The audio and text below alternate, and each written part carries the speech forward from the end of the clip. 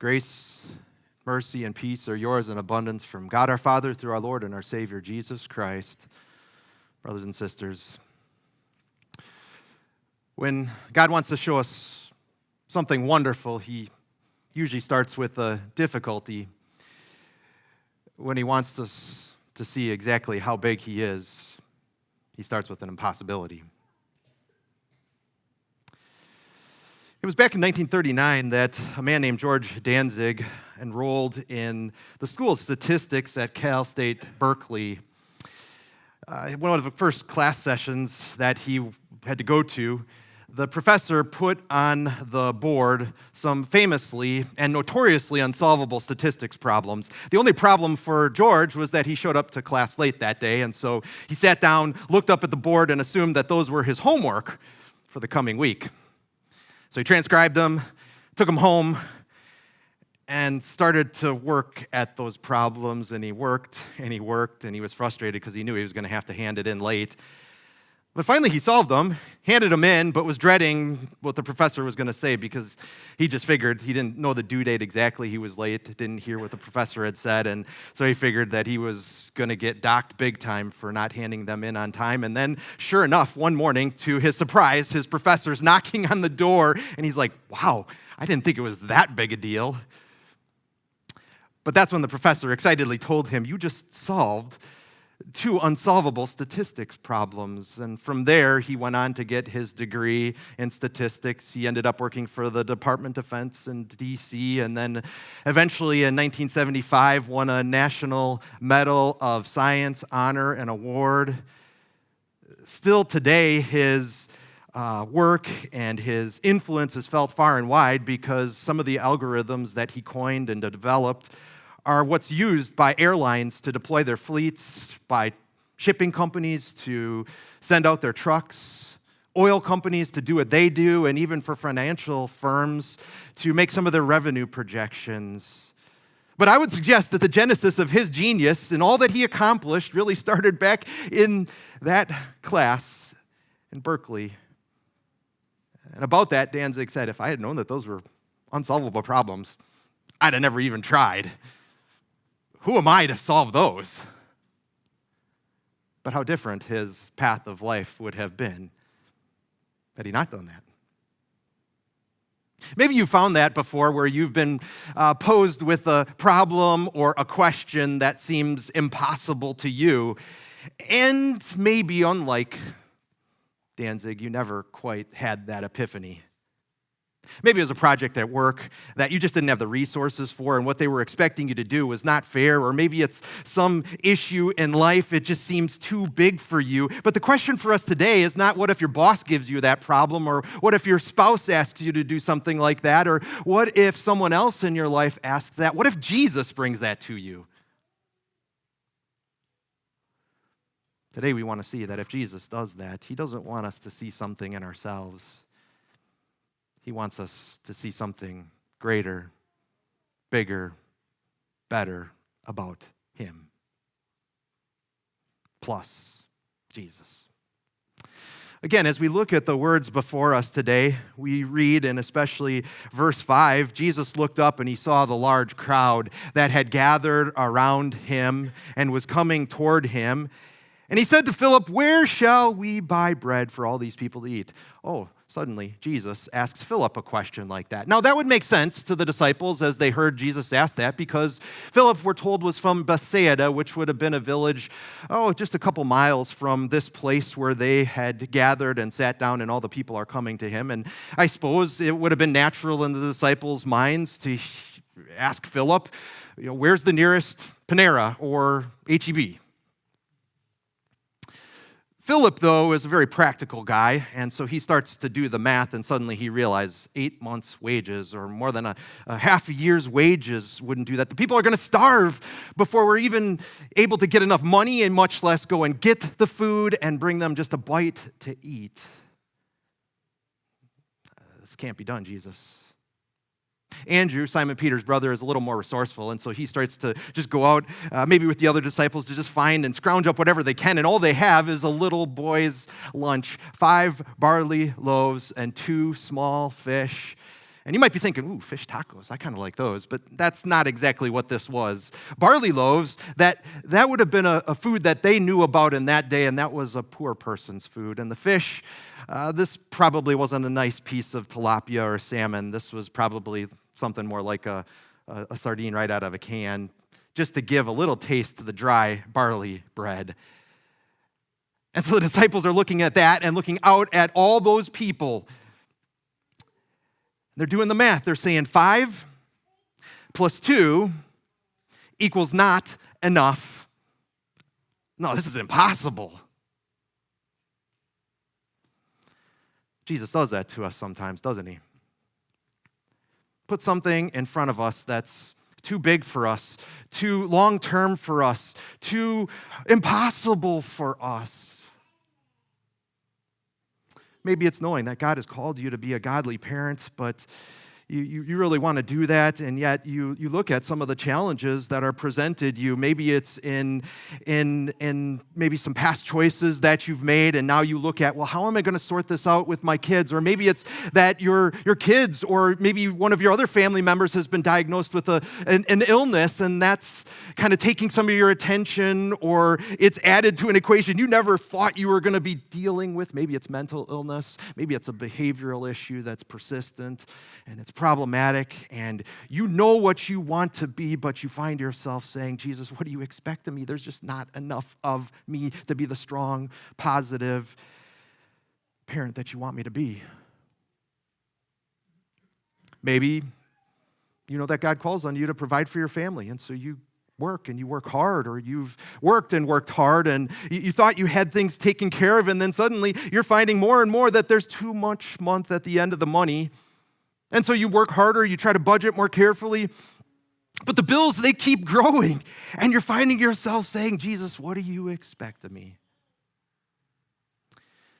Maybe there's a loneliness kind of deep in your heart, and you've been praying for someone to fill that. You've been looking to God, please answer this prayer, but you're waiting, and it just doesn't seem to be happening. And you're saying, God, what do you expect of me? Maybe some of you have been waiting to go home to heaven, and it seems to be dragging on longer and longer, and you're praying harder and harder. Jesus, I think it's my time. And he's saying, no, I don't think it is. And you're saying, what do you expect of me? Maybe you know what God calls us to when it comes to loving and forgiving others as he has done for us. But then you go to work, and there's that boss. Or you go home, and things are a little rocky. And you want to love just like Jesus does, but every time you try, it seems harder, and to forgive seems impossible, and you find yourself saying, what do you expect?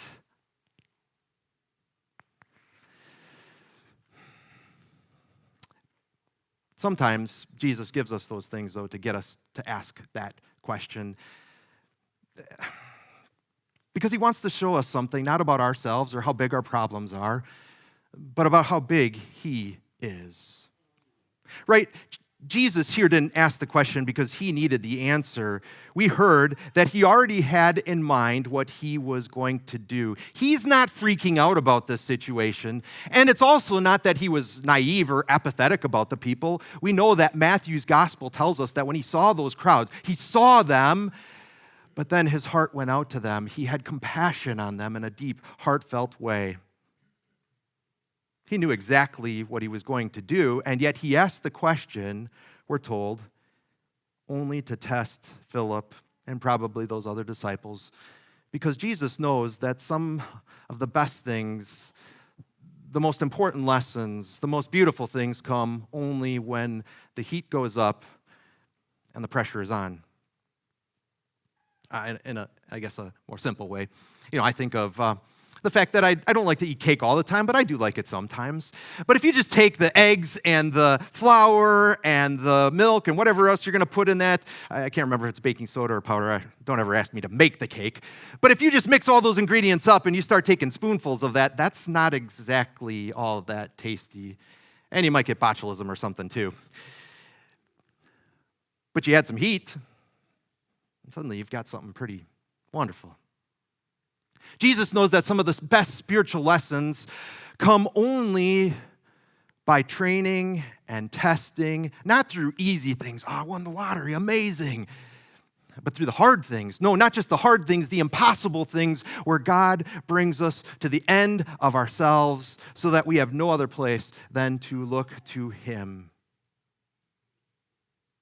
The disciples, they actually did have more than enough evidence by this point in time, right? They had been at that wedding in Cana where they saw Jesus take 6 jars of water and turn that water into the best, the finest wine. They had been with Jesus in a boat where even the fishermen, the experienced guys in the boat, they ran to the end of their resources and they're freaking out. But they wake up Jesus and he's still got sleepers in his eyes and he just says to the wind and the waves, "Be still." And they were completely gone and it was completely calm. The answer to this impossible situation was staring them in the face. They just didn't see it. And maybe it's kind of like that for us too, isn't it? 5 plus 2 still equals impossible as they saw things. So Jesus was going to show them. We read in verses 10 and 11, Jesus said, "Have the people sit down." There was plenty of grass in that place, and they sat down. About 5,000 men were there. Jesus took the loaves, and he gave thanks. It says 5,000 men, so again, that tells us this crowd was probably well over 10,000, maybe 15,000, which, just to put into perspective, if you've ever been to a UTSA football game, this is probably about half the crowd, half a typical Alamo Dome stadium for a UTSA football game. So this is no small little group gathered here.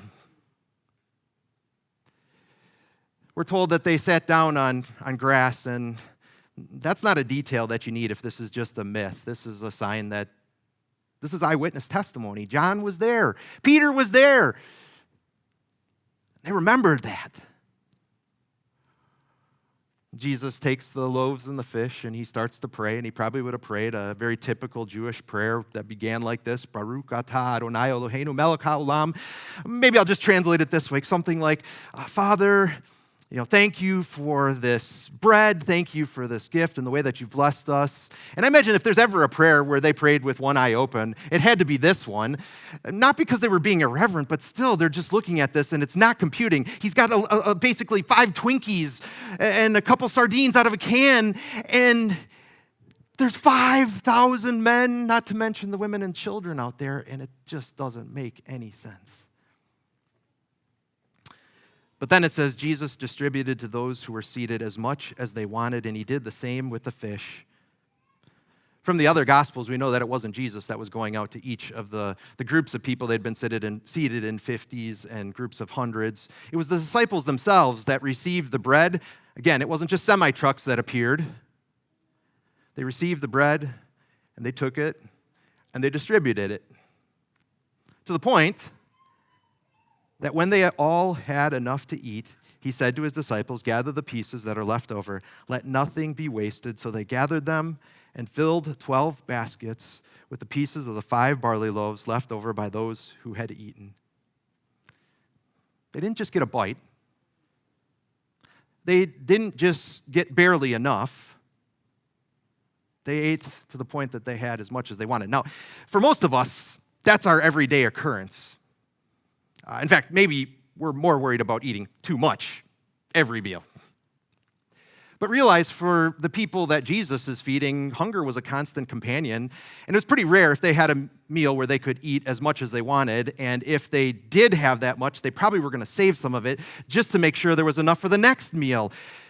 They didn't get to eat as much as they wanted. And yet here, Jesus, with 5 barley loaves and 2 small fish, gives them as much as they wanted, and that was probably a first, but not just for them. On top of that, there were leftovers, 12 basketfuls of leftover, probably so that each one of those disciples left there carting around a basket full of bread.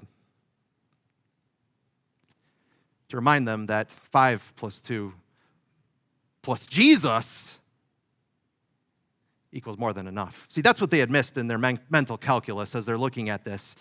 All they could see was what they could do and they couldn't do. All they could see was what they had and what they didn't have. But they forgot this very, very important lesson.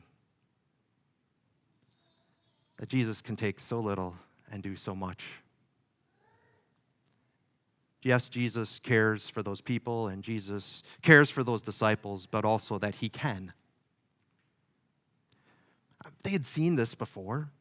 They knew that he could, and yet they, like we, need to be reminded of that again and again and again, and so he reminded them. By this miracle, he's reminding them that the God of creation, the God who created all the trees in the forests and the plants in the fields and all the food on the earth, had shown up in flesh and blood, and that Jesus cares and that Jesus can. That the God who had been with the people of Israel for 40 years, where they wandered around in a desolate place where there was no food and they didn't have the opportunity to farm, he had rained down manna from heaven on those people to provide for their needs, and that God, had shown up in flesh and blood, and that was Jesus, and he cares, and he can. But so often we find ourselves just like those disciples, just not quite seeing that. All we can do is just see what we can do. We're so focused on our abilities, like Philip, just focused on the facts, forgetting who's right there with us. As I've said before, we're fixated on the I can, just a little more caffeine, just a little more of what I can pull from within myself. We'll call that the I can, right? But Jesus reminded them with a basket that probably would have been bigger than this. He's got it covered a little more than what we can do. What we need is not to have a bigger version that we dream of ourselves or to just have God give us bigger resources. What we need is to close our eyes of flesh and open our eyes of faith and remember just how big he is. Right? Every one of the Gospels mentions this miracle, and every one of the Gospels mentions that there's leftovers. That's kind of important. Right? Remember, Jesus is God. So he didn't overestimate the consumption, right? I thought they'd be hungrier having run all the way out here. He didn't account for 10% breakage and spoilage. And yet, there's leftovers. Because he wanted every one of those disciples to cart off a basket wherever they went.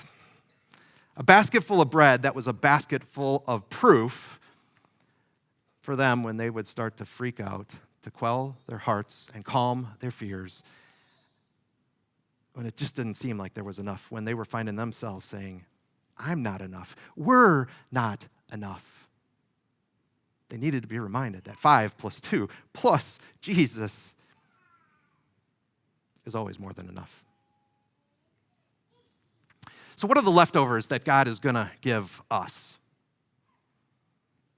I think this is where I need to be very careful that this is not some prosperity gospel kind of message where I'm going to say, if you just, trust God enough, he's, like your faith is like a whacking stick and God is like the piñata, and then boom, you're going to walk away with a bank account full of billions or a bag full of $100 bills to pay all your bills. And that cancer is going to be going away. That's not what Jesus is teaching us here. But that's also not less than what I've said already. That Jesus is with you always, and Jesus will provide more than enough. Maybe the cancer won't go away, but he has already opened our eyes, and he will even more to the peace and the hope that we have, more than we could ask or imagine, even in the face of that cancer continuing or even death coming. He may not take away, all of the family problems that are there, but he promises that he won't let us fall.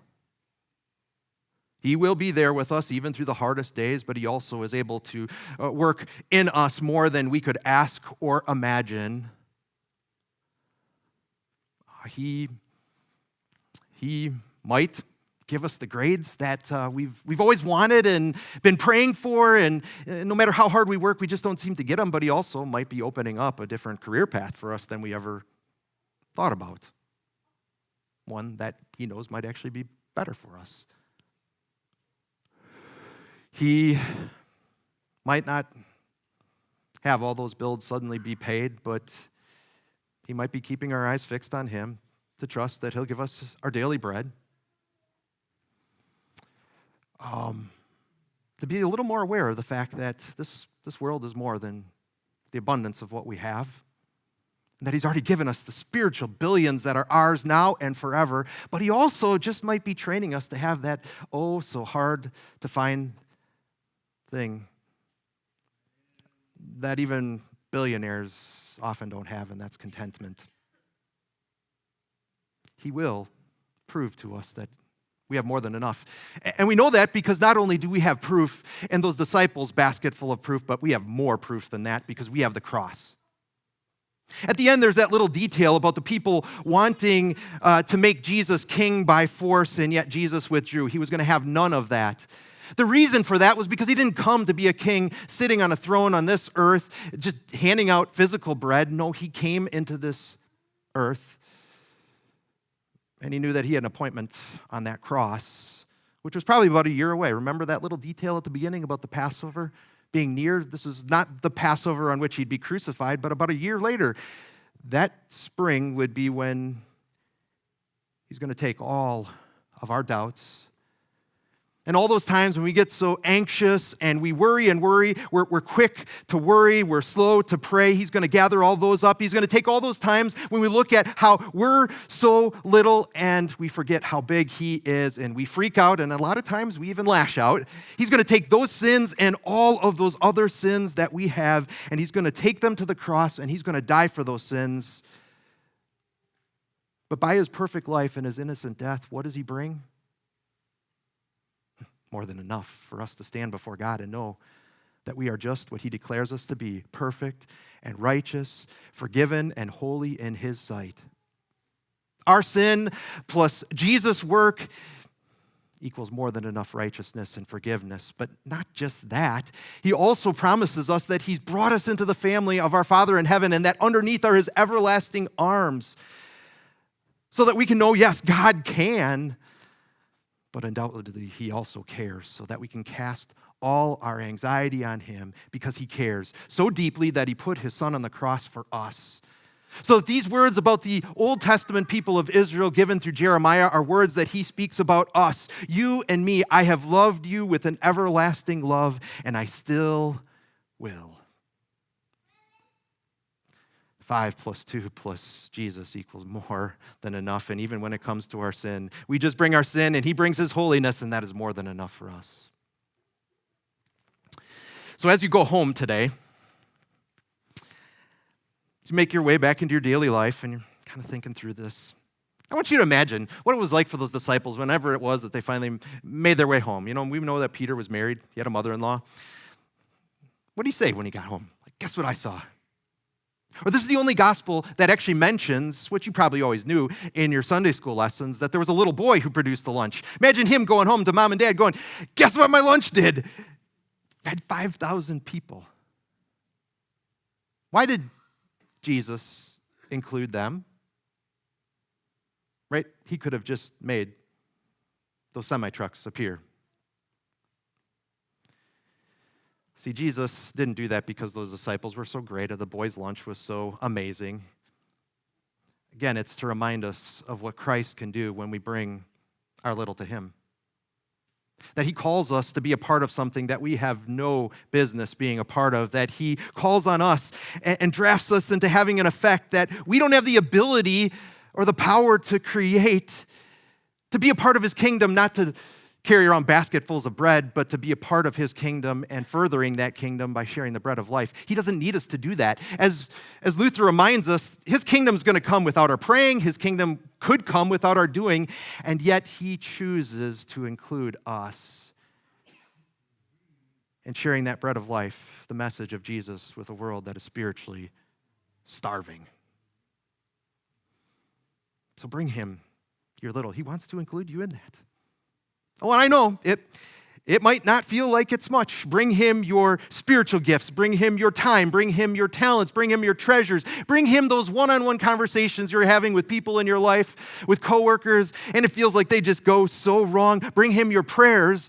Bring him whatever little it is. No matter how young or old you are. And remember what Jesus can do with so little. 5 plus 2 plus Jesus equals more than enough. You bring him your little, and he can do so much. Amen.